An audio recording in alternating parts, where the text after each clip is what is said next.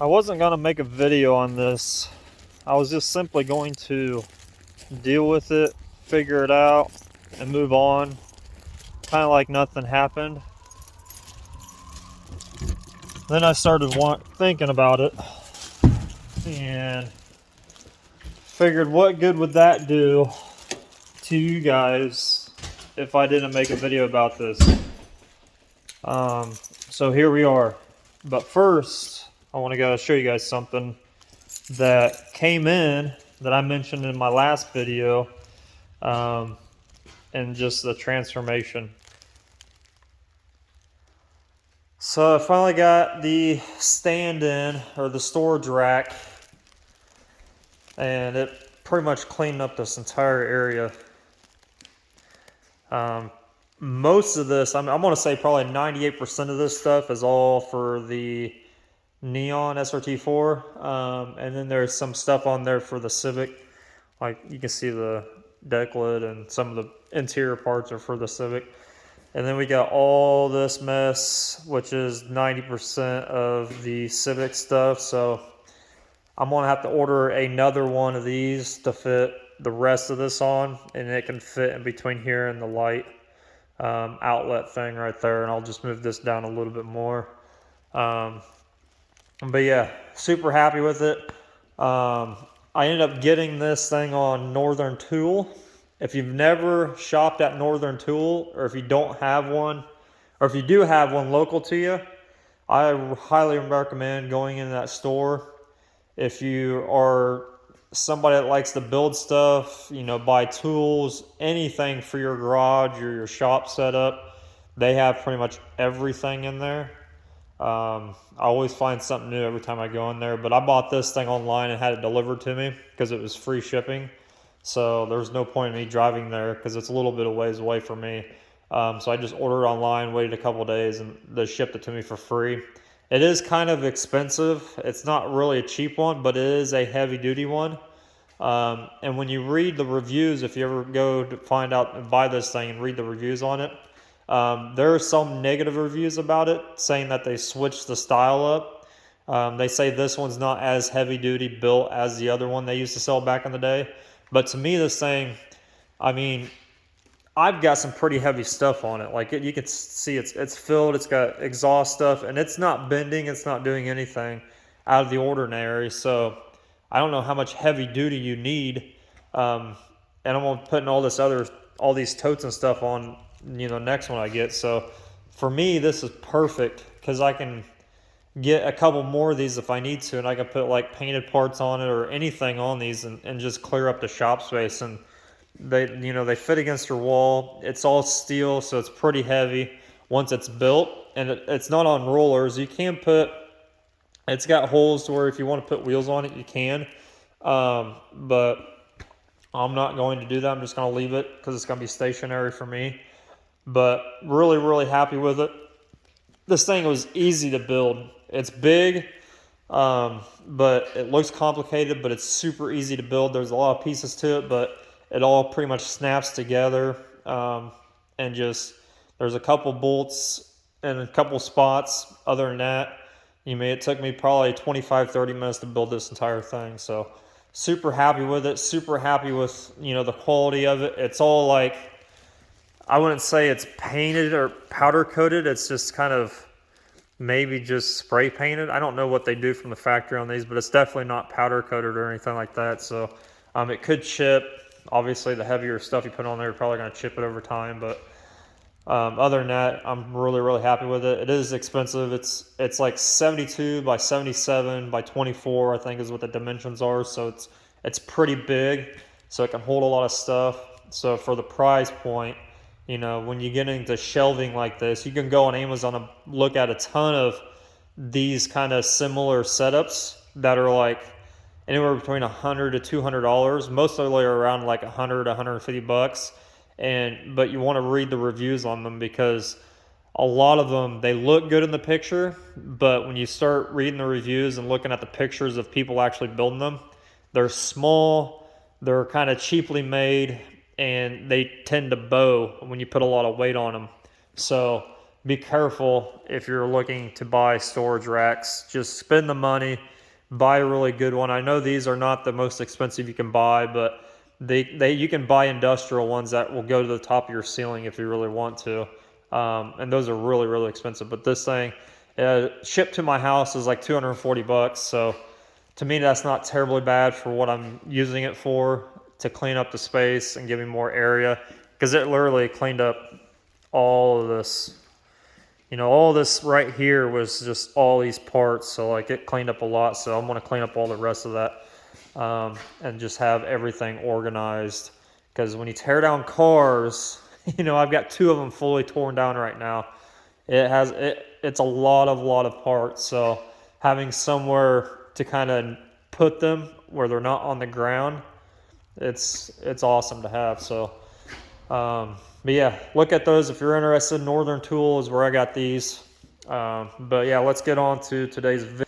So, like I said, I was not going to do this, but I figured if I didn't do it, it wouldn't be talked about. It wouldn't, none of you guys would actually know about this if I didn't bring it up. So, and I figured this was a really good learning experience. It was a nightmare for me, kind of. Not really a nightmare. It's a pretty major setback.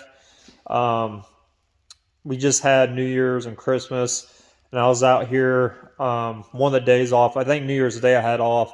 And I was out here kind of finishing up welding those filler pieces into the engine bay. Pretty much got it all done. And I went to hammer and dolly it after I grinded it down. And I just a hammer and dolly it because it had that radius in it. If you guys didn't watch that video before, go watch that video where I started working on this engine bay. It's got a radius in it, so like I needed a hammer and dolly that radius back into it after I ground it all down to make it as flat as possible, so I don't build it up so much with fiberglass and filler. I just use a little bit of that stuff and like cut my time down and where it's not going to crack out over time. So I started doing that, and what happened was when I started to hammer and dolly it, I was putting a lot of pressure on it. So those little pieces that I welded in there started to crack around the welds, which is, if you know anything about you don't want that to happen at all. So I was really mad. I was upset, frustrated. So I pretty much, what I did was, I'll show you guys in a minute what I did, but I pretty much just beat the crap out of it. They all popped out. Really mad at myself because I really didn't. I mean, I didn't really rush into doing this, but I kind of just took what I had and went with it. I am still learning to weld, so I mean, I haven't done it in like 10 to 15 years, guys. So it is something that I am relearning. So I just kind of had when anything you're working on that you're actually trying to learn, or if you're relearning something that you haven't done in a very long time, you're going to run into little hiccups here and there. It's part of it. It's part of, especially when you're customizing cars. Like if you're doing something crazy like this to cars, and you haven't ever done it, or if you've never done it for a long time, you're going to have things that you're going to have to overcome. Me personally, I get really hard on myself, so I take it to heart when I do something like this and it screws up. Essentially, you just kind of got to look at yourself and be like, hey, like you screwed up. Take a little bit of a breather, and this goes for anything you do. It's not just working on cars. Anything you're doing in life, like you just gotta, if you've messed something up, you just gotta kind of take a break, walk away from it for a little bit. Admit that you kind of messed up, come back to it at another date, another time, and just, figure out why. That's the most important thing, is like, I'm not really mad about the time that I lost, because I had about 3.5 hours into this, just these 2 spots. So I am a little bit mad about that, but I'm not really in a rush to get this car done anytime soon. A lot of guys would be really mad if they had a deadline, because time is everything when you're doing stuff like this. But with me having whatever time I want to do this whole job, I'm not really mad about the time part of it. It does suck, but I'm more mad about, I'm more worried about, you know, I'm always thinking about why it happened more or less than, hey, you screwed up type of thing. Even though it does suck all the way around, but that's one thing it makes me almost lose sleep, is like I kind of continuously try to think of why it happened, because to me I had everything lined up perfectly. I didn't do anything really wrong that I know. So I always try to figure out the solution to the problem, and then move on from there. So I'm going to show you guys what I'm talking about. If you didn't watch that video before, but it's what I'm talking about. These two pieces we were filling in, you can kind of see where I beat them out and it left a lot of the weld. Still, I don't know exactly, at the time I didn't know exactly why this happened, because like I said, it was in there. You could beat on it with your hand, but as soon as I took that hammer and dolly to it to make this all one, to make it like the curve in it a little bit better, it started like just breaking the weld. So I was scratching my head forever. I first threw out that it was the metal that I was using. It is pretty thin steel. It sat over in the corner for a long time, and I was like, man, I cleaned it with lacquer thinner, glass cleaner. Everything was really, really clean before I started welding it. I didn't really understand why it was cracking out on me, because it was fully welded in there after I tacked it in. And you can see I had a lot of weld on it. It wasn't like a little bit, it was a ton. So I blamed it on the metal at first, and then I just started researching, and what I came to find out, something really stupid, and I should have checked it before, not knowing, but I'm gonna throw these bags down real quick. Should have checked it before, but I didn't, because it came with it, and I was just like, hey, it came with it. This is what it's made to use for. I'm going to use it. Didn't really look it up. Didn't do my research like I should have. But now to, here's my welder. But I started looking around at this E7 1T-11 wire.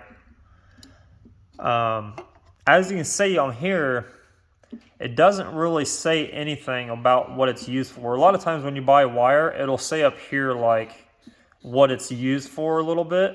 It'll have something on there as far as information goes. This does not. And this is what came with the welder. So I was really scratching my head trying to figure out what the heck, you know. Thought it was the metal at first. I blamed the metal because I was welding that piece in at like 1.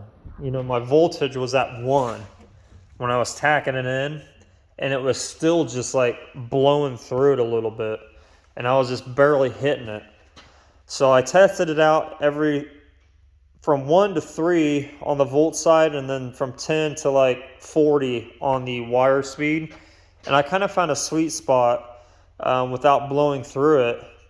But when I went back in to actually fully do a bead instead of tacking it after I tacked it in, it melted it to the car perfectly. Like you can still see like it's still melted to the car really, really well. But for some reason, it would either blow through this metal, or it would like lay a bead, and you could see that it was melted on the back side of it. It got hot, but it wasn't like fully penetrated, so it didn't fully penetrate that metal for some reason.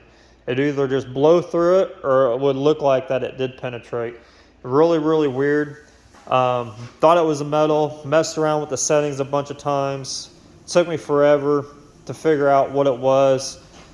Started doing more research on it, like I said, and then I dove into the wire itself, why this was happening with this And what I came to find out was a bunch of reviews online suggested that this is what you should use. So this is a little bit thicker. It's 0.35 than the 0.3, 0.030, which I should have probably bought the same the same thickness of wire, but I did go 0.5 more or 0.005 more. But this is what was recommended for doing when I was doing it. And you can see it's actually a different, that's not the same color. So, like I said, it took me a little bit of, research to figure this out. This was not really expensive. It was 20 bucks to buy this, so it's not anything like I'm out a lot. It was a learning expense because I went through a bunch of this wire, trying to figure out why it was doing what it was doing. And I just, for the life of me, I could not figure it out. So we're gonna take this off, take the pressure off that. I'm gonna probably cut that. I'm gonna find my wire clippers.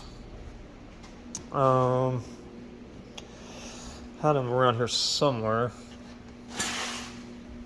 Oh. Got some wire snips. And what we're gonna do is we're just gonna pretty much take this off.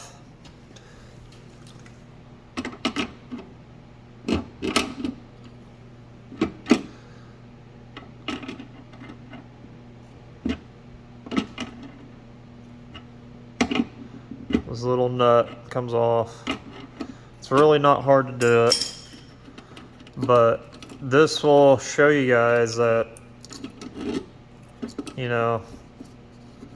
even if you do find or go through something that frustrates you, or you slightly mess up on something, you don't know how to fix it, you can always do your research. There's always been somebody before you that has been in the spot that you're in it right now, and there's always a solution for the problem.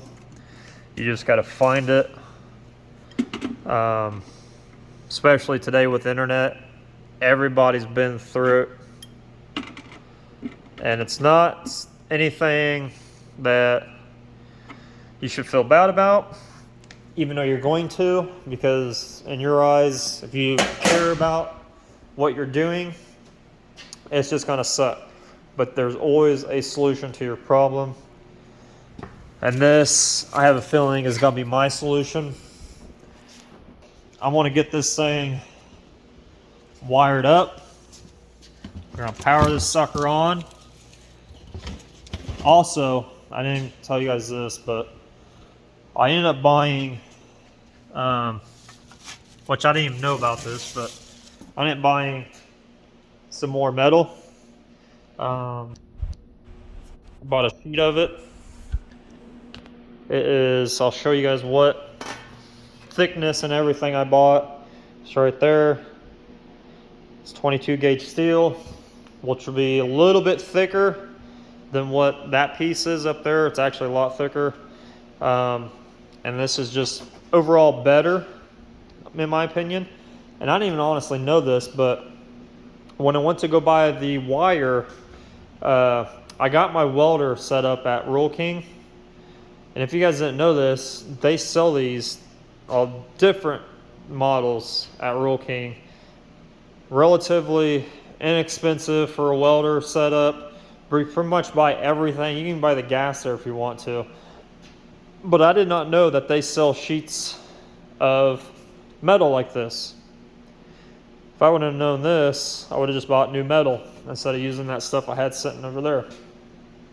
Because you just never know where that metal came from. And that was really cheap. That was like, I think that piece costed me like $8. So it's gonna do this and more of what I wanna do in the engine bay. So Really happy about that. I found that.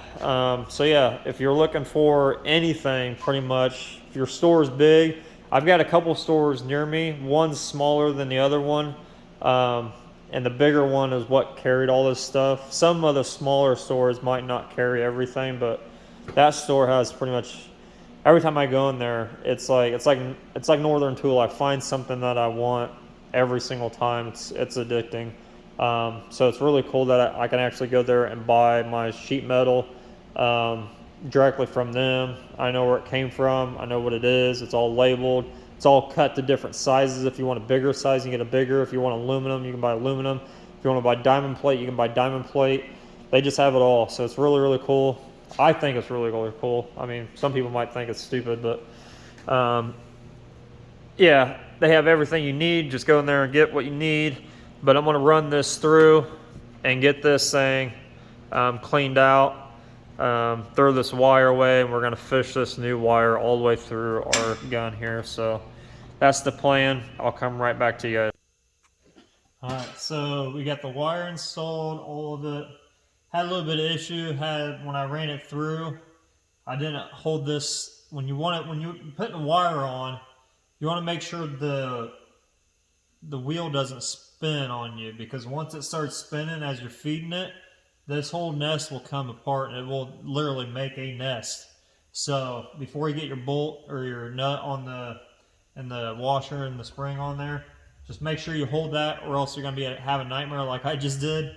And it makes a nest, and you got to take it all back apart and then just reel it back up by hand. But other than that, it's all ran through. It's all ready to go. So the next order of business, since I got that running right, is to grind down the rest of my welds, cut out as much as I can of the actual weld that was welded to the car, try to make that circle again. And the way I'm going to do that is, I have yet grounded from the bottom of the car where I welded those in at. So from underneath of here, I'm going to grind down using my big old buff grinder. This is just got 36 grit on it, so it should cut it down pretty quick.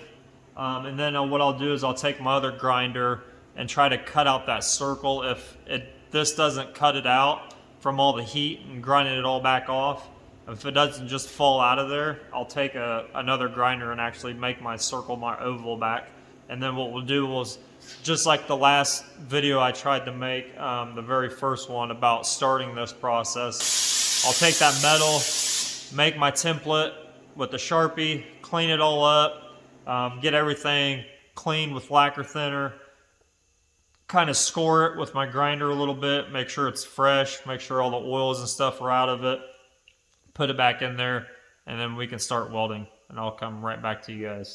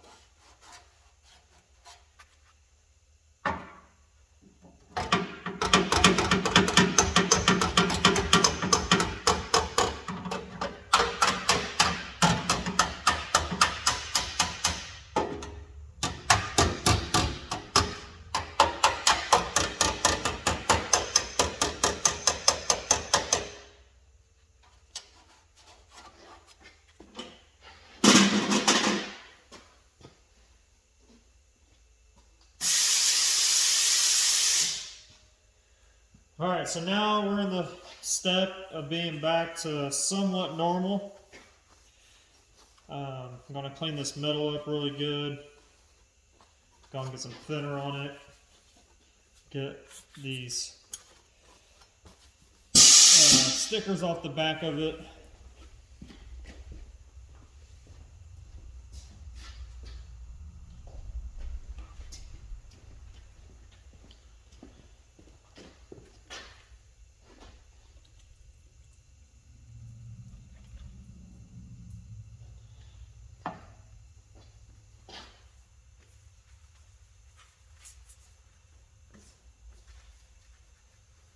Thinner is just a really good cleaner for bare metal.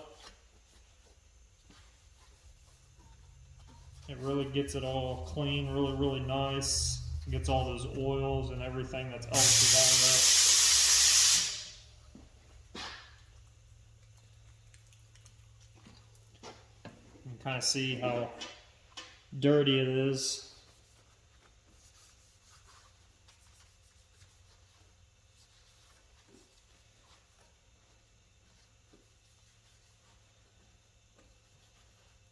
So I'm going to get this clean, get these stickers off, go ahead and make my stencils, my little cutouts to plug those holes, and I'll come right back to you guys. Alright, I'm going to come back to you guys real quick because I got my little stencils made. All I did was just stick it, got underneath of it, traced it with the Sharpie, and then hand cut it. And that's what I'm going to do, is just hand cut all this. I just want to bring up, if you didn't watch my last video, I did the exact same thing. It's just the holes were perfectly shaped like a different size, a weird shaped oblong oval. So it's a lot cleaner. But this time, I pretty much had to make my own holes, so it does look kind of funky on here. But we're just going to cut this to where it's going to be, you don't want to cut too much off. You want to leave just a little bit, fit it, see how well it fits. If you need to trim it, you can trim it, because if you cut it too short, you can't add more to it. You can, if you're a really good welder, you can probably fudge it and fill it in, but you really want to give yourself enough material on here to where you can always trim it down instead of add to it. It just makes your life a lot easier. So I'm just going to go through here and cut this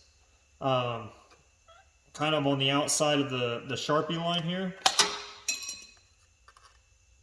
It's not too bad to cut. I mean, it is kind of strong, but it's not doable. So we're just going to come through here and just start cutting this. Try to stay on the outside of that marker line.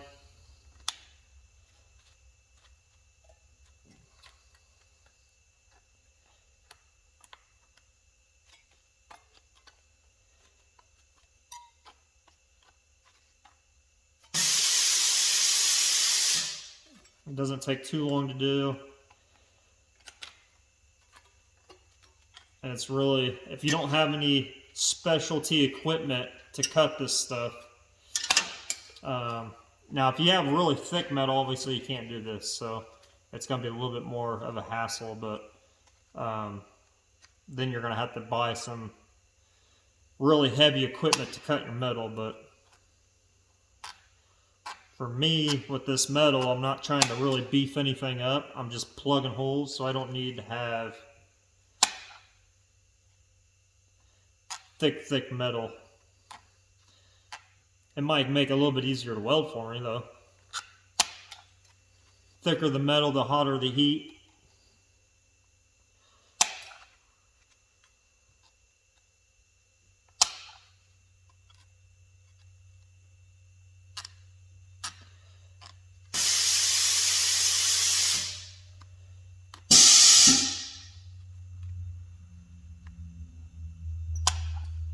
Alright, so then we're going to go back fourth.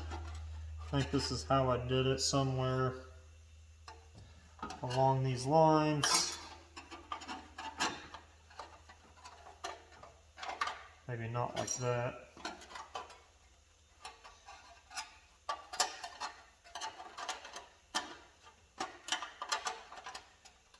So that looks pretty good.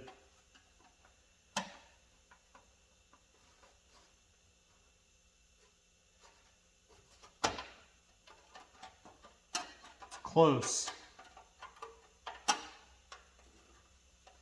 What you want it to do is you want it to be like a really, really tight fit. Obviously, since I've had to make my own holes, it's not going to be a perfect fit.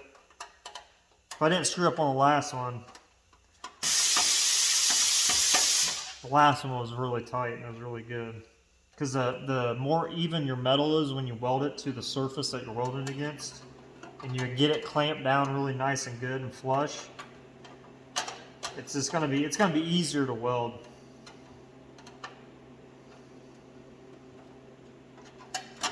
But now I'm gonna have to weld it, tack weld it, hold it into place a little bit, and figure out where I can clamp it down, hold it down, do the other side, almost make it to where the welds are holding it down for the most part.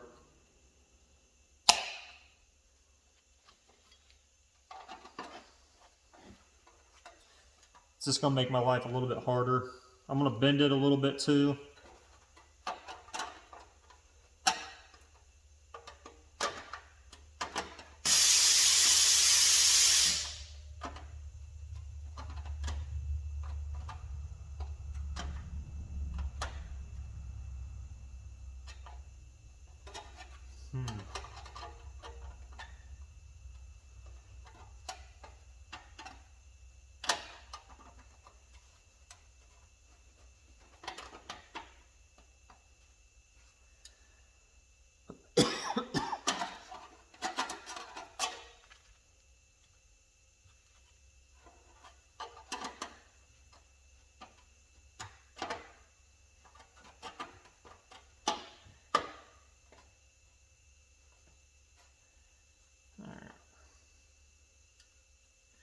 Probably need to cut that a little bit more.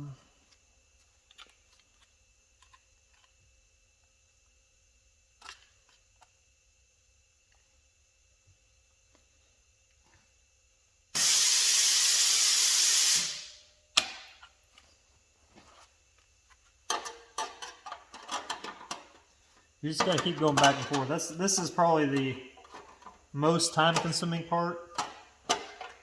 Welding, it can be time-consuming, but the better you get your metal in there and fitting, the easier the welding is gonna be. I also need to cut that little bit of ridge off right there.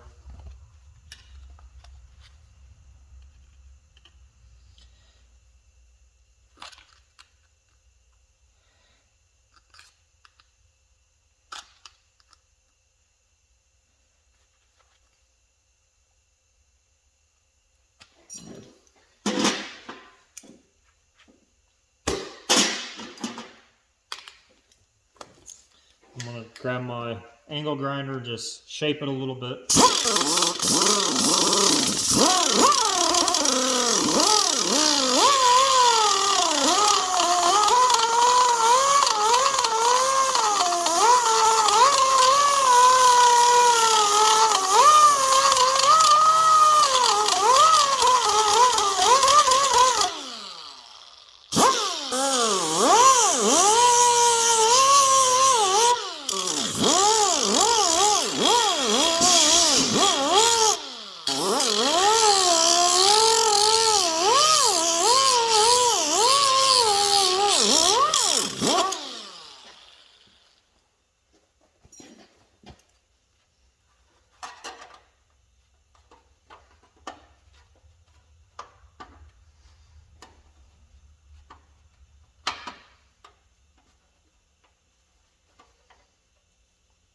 Something like that.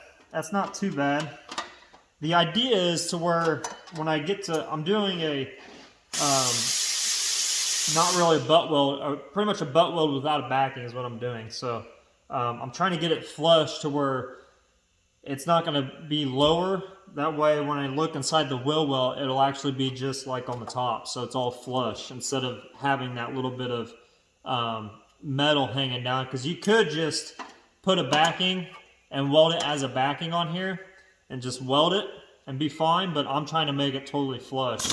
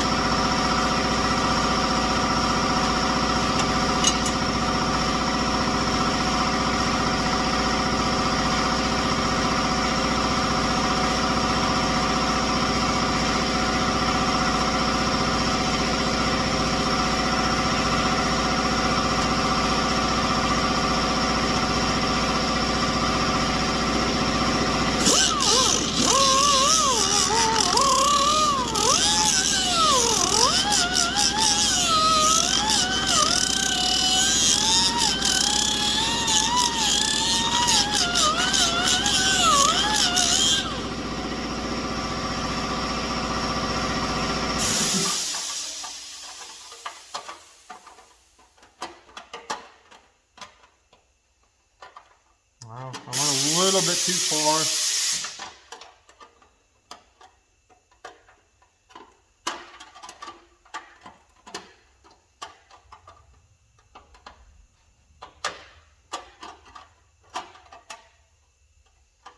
So I'm going to have to hold this in there like this, start tacking it in there, and let it hold itself. So I'm going to go ahead, get the other one ready off camera, and we'll come back and do our first tack welds.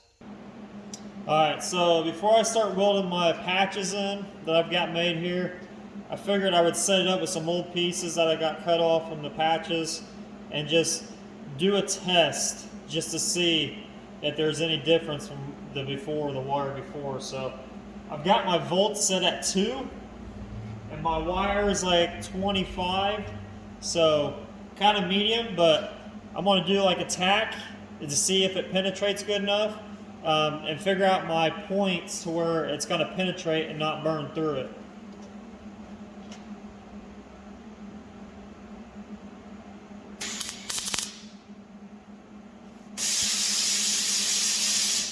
That's much, much better.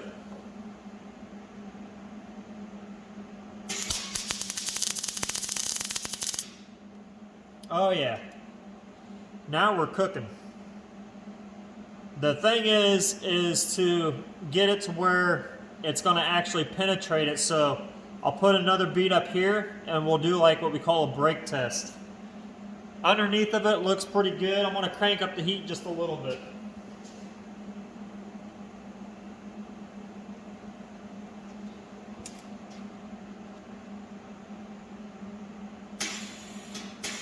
Oops.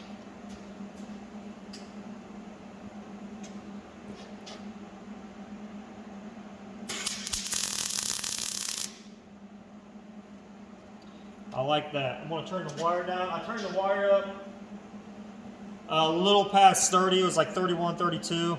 But slow the wire down a little bit. Crank the heat up to 3. And that's what I got right there. It's not the prettiest, but it does look like it's penetrated.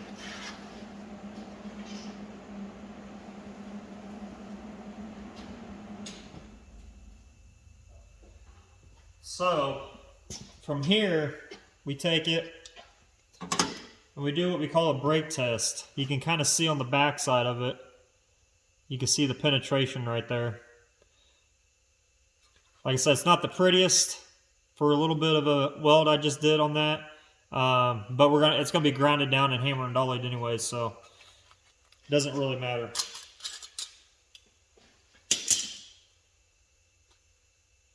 Oh yeah, that sucker's on there. A lot of times what they'll do is they'll stick this in a vise and bend it until it breaks and make sure it's a clean. If it's a clean break, it's good to go. This one, it is taking a while, so it's a really clean break. I like it. So now we can get to welding this. The hardest part about this is to finding where I can actually clamp it, because there's not many places I can clamp this. And the angle, like to get in here and weld it, it's hard on your back. So,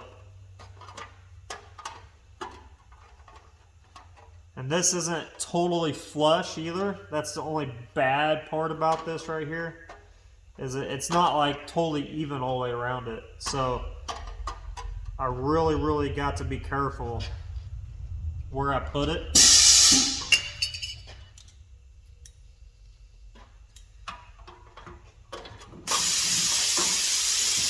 But if I can get it to be held on somehow, I might have to hold it.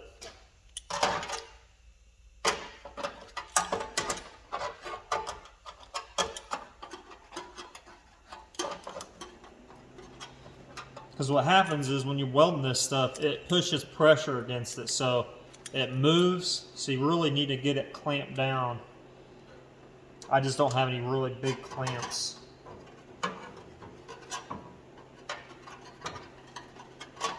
So you're gonna see me struggle for a minute.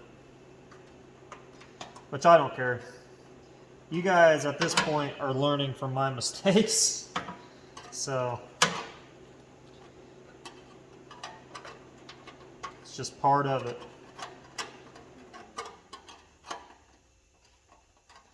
But if you got time and a little bit of effort, you can fix pretty much anything you want.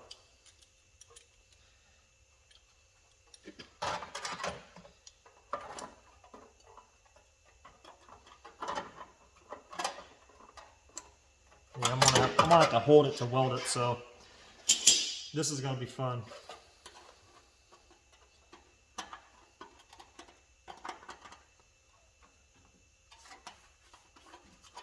I'm gonna bend this back out a little bit.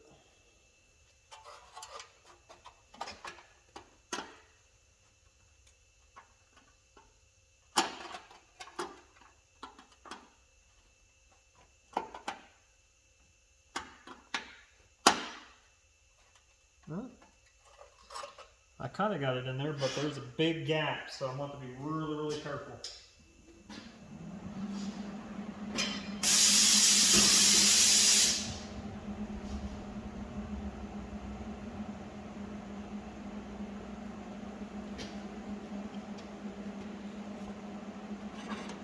Get you a good ground, bare metal.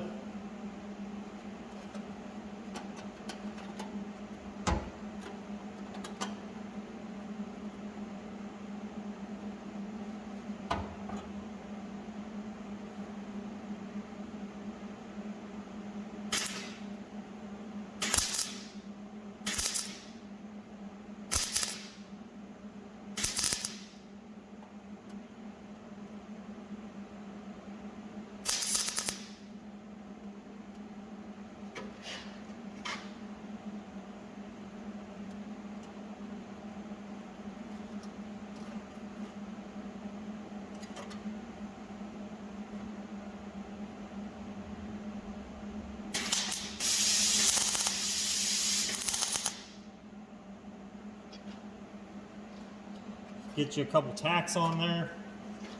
I shouldn't be using these gloves. I got welding gloves I need to put on.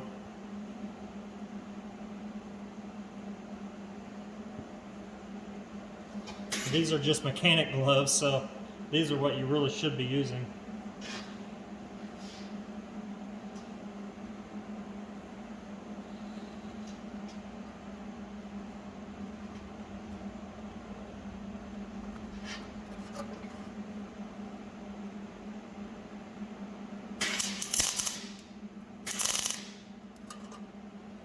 So, 3 tacks on there.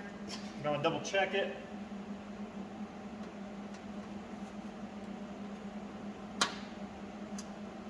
Looks like it's holding pretty good. Because I want to bend this a little bit to get it kind of where I want it. And that's where last time when I was hammer and dollying it, I was trying to get it as flush as possible and it just started cracking out. This seems like it's holding really, really well, so.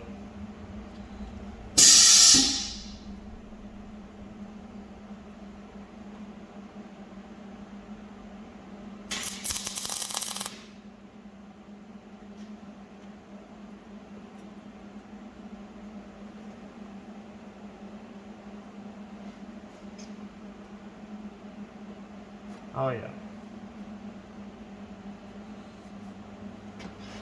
Much better. It's got that radius still in there. I think this is going to be a lot better.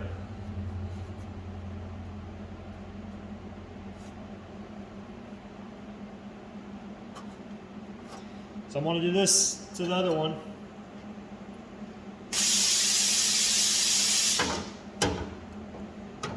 Put that right there. And I'll kind of get this one started just like this one. As good as I can, let's say.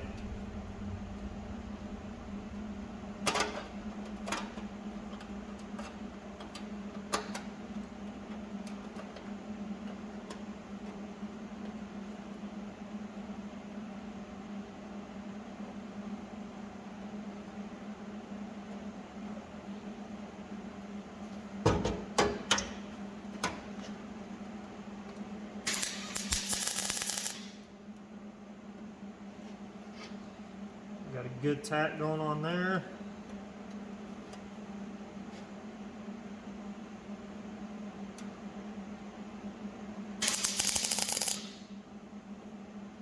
Good tack going on there.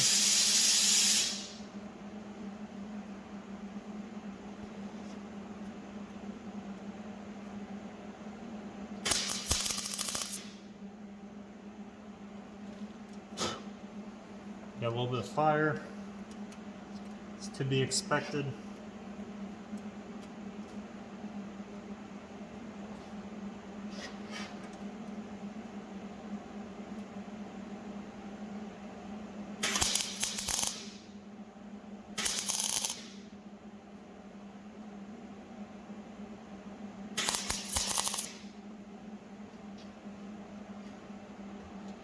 This is going to take half the time I was messing with it last time.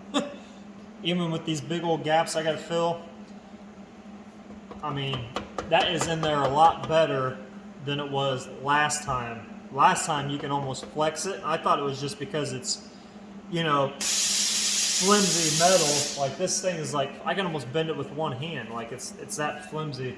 So I thought it was just the metal. And then I started looking into the wire itself. And I didn't tell you guys this before, but I found out that wire that came with the machine is for gasless. So I was like, that's probably the reason right there. Not really the metal. I should be using a little bit thicker metal anyways, but for me burning through it all the time, I thought it was the metal, but I think it was come down to the end, it was the wire that I had running through the machine. Just wasn't the correct wire. I think the .030 would have been a better route instead of the .035, just because I am doing thinner metal. I'm not doing anything above like 22 gauge or 16 gauge. So yeah, but you can make the 35 work over the 30. So that's just my point, I think. So I'm gonna continue working around this.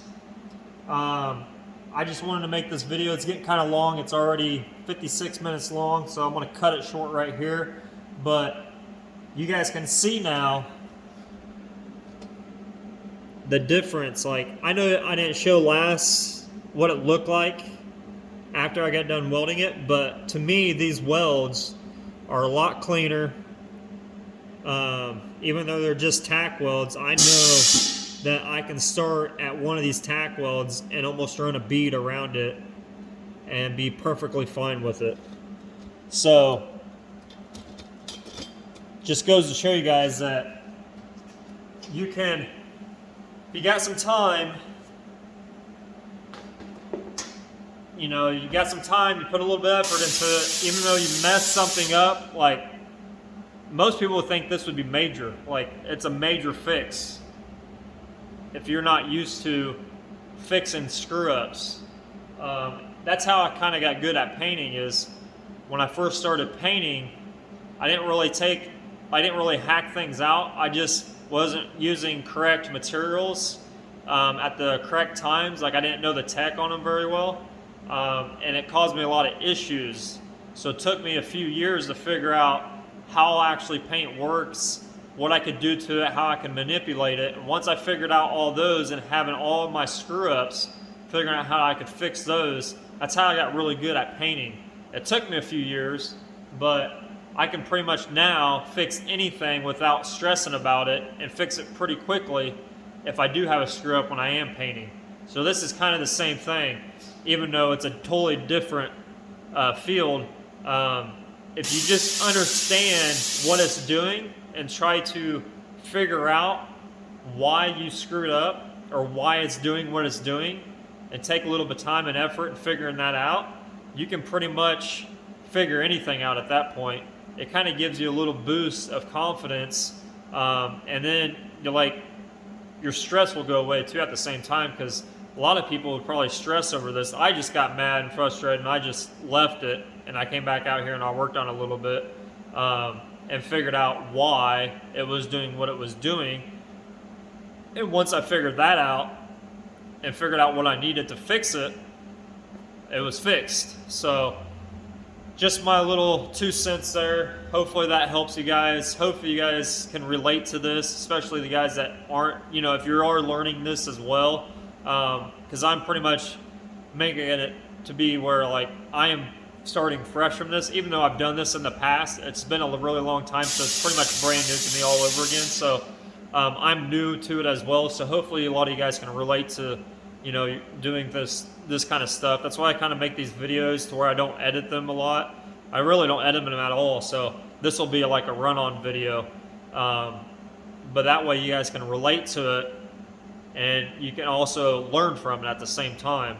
So that's why I like doing these videos, is showing you guys that, hey, even somebody that's been doing this industry for a very long time and been in it for a very long time, I too can screw up, but how you go about fixing it is how it's gonna, you know, how you're gonna come out as a person and with your work and your quality.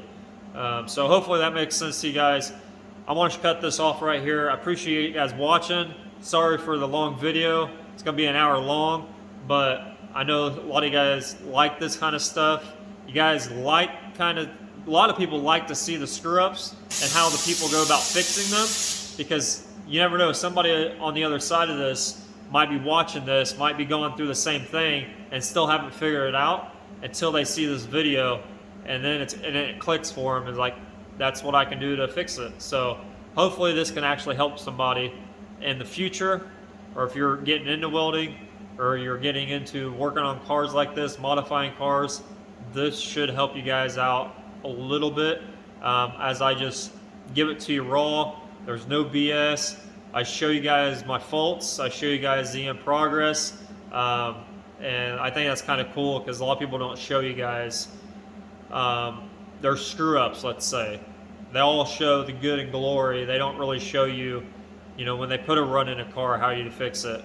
When you burn through, you know, your car itself, welding it, and it fails, how do you go fix it? So I'm going to try to continue on these videos like this. But since I've got this figured out, I can weld this up, continue on welding everything else I got to weld up in this thing, and shave it all and get it all ready and smoothed out. So we're going uphill now. We're not going back down. So I'm glad I figured this out. Makes me really happy, because I can actually finish this and move on. So thank you guys for watching again, and I'll see you on the next one.